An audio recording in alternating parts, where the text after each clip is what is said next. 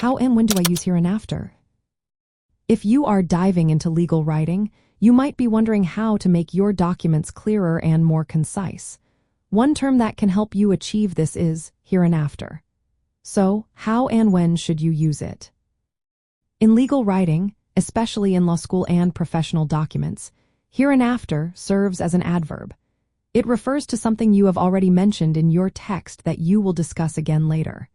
Essentially, it means in the following part of this document, or from this point forward in this text.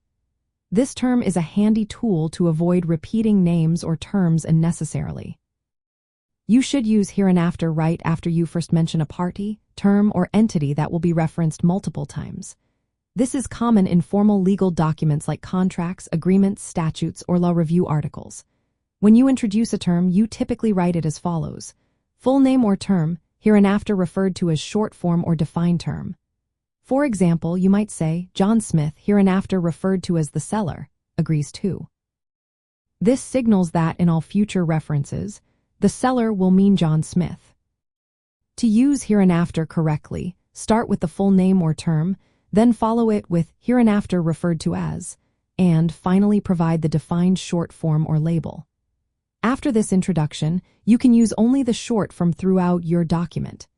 It is important to note that hereinafter does not refer to a point in time but rather to a location or section within the document.